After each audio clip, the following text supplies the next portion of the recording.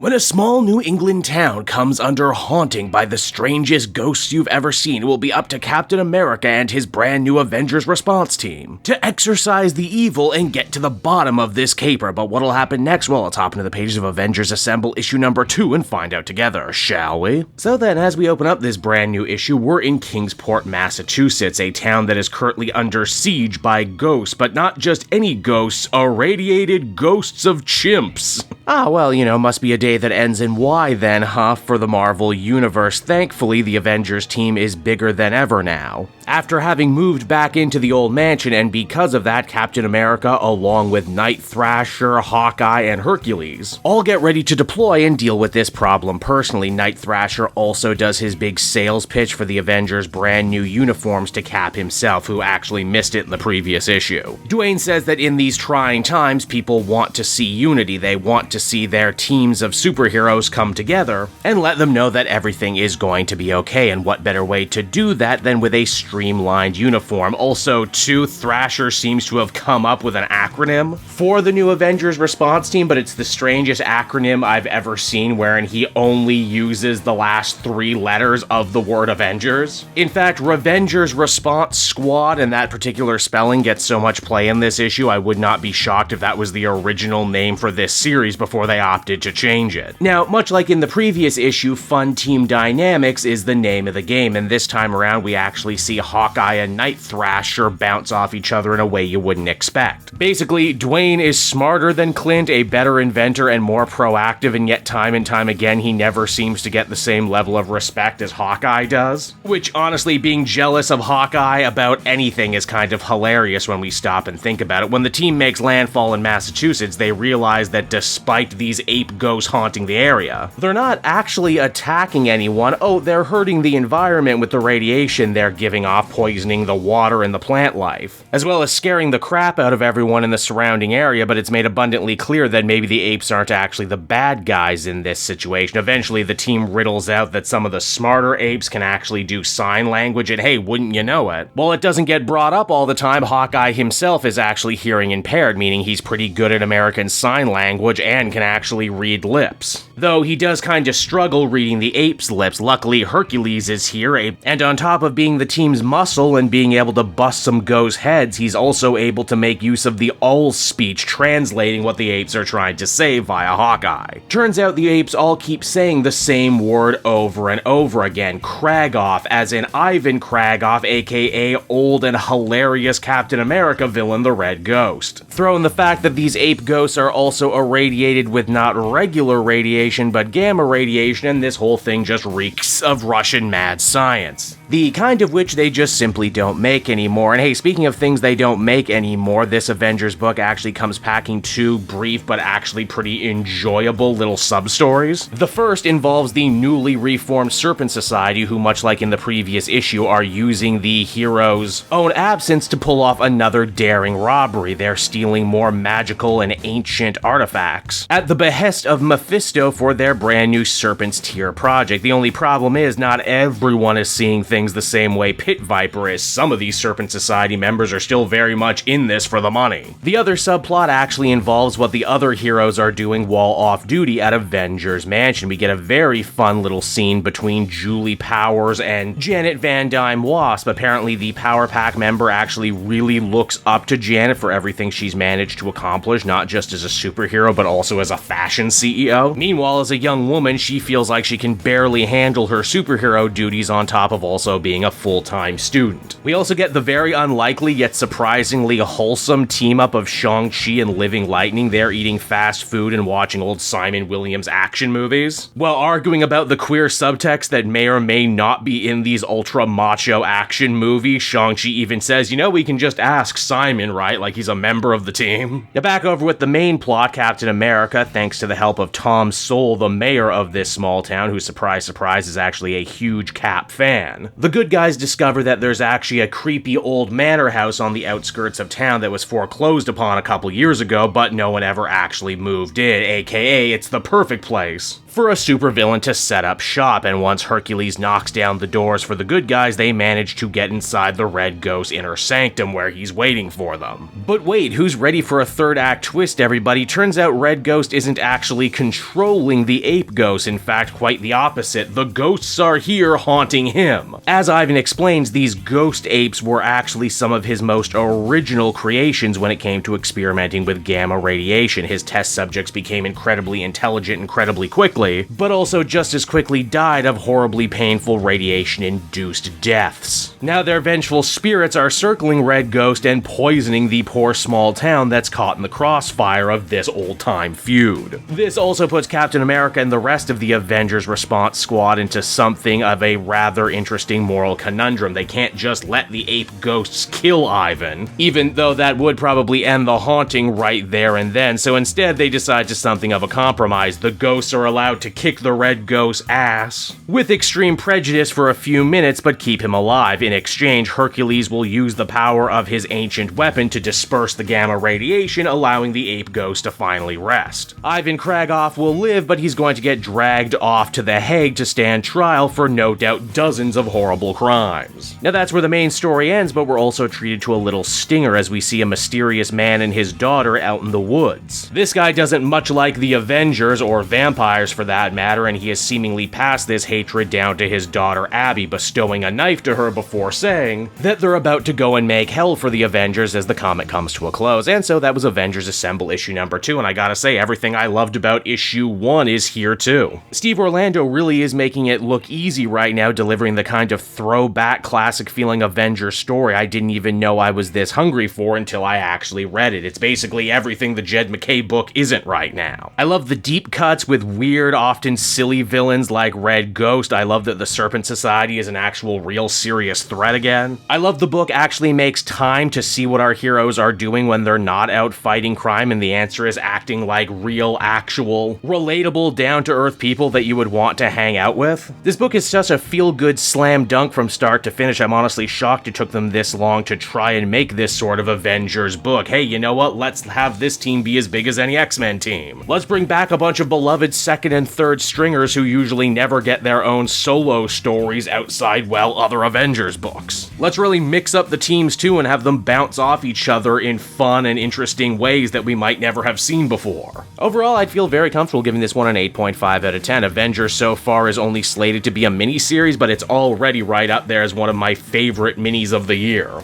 Hey there everyone, it's your old pal Cape Joel again, thanking you so much for watching to the end of the video. I hope you enjoyed it, and if you did, why not check out my Amazon link down in the description. Yes, that's right, the Cape Joel channel officially has its own Amazon storefront now. You can pick up a comic or anything else for that matter, and if you did, you'd really be helping me in the channel. So with that out of the way everyone, I will see you again next time. Bye-bye.